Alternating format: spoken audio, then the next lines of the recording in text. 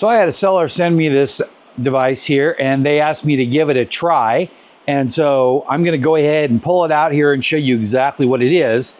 It is a magnetic cord holder. Now, one of my biggest issues with my favorite electric smoker, which is the Masterbuilt 140B, is that I don't have any way to hold the cords. So when I do put the bar bracket on, I end up winding the cord around it, and it's just a show. And I'd rather, you know, have a system for that.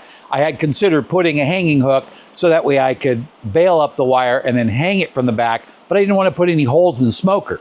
This device here has two magnets on it. They appear to be neodymium, which are really strong magnets. We'll go ahead and slap that on there, and look at that. I did test it before I turned the camera on because I didn't want to look like an idiot.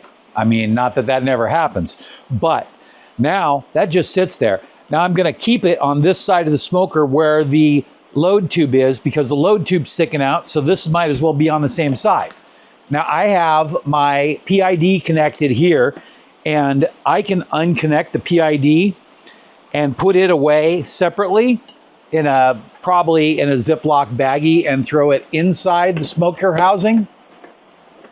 Of course, I'll have to remove the thermostat, but I'm not going to do that right now. We're just going to set this to the side so it's out of the way for the demo. And then we have our cord, and this is the secondary one that I added. The original one is still over here, and I did not remove it from the housing because I did not want to lose it in case I wanted to change it back. I'm just going to go ahead and wrap that around a couple of times. And no, it looks like we're going to go that far, and then we'll snap that in place, and then I'll see if I can move this up just a little bit and tighten it, and look at that. That is pretty cool.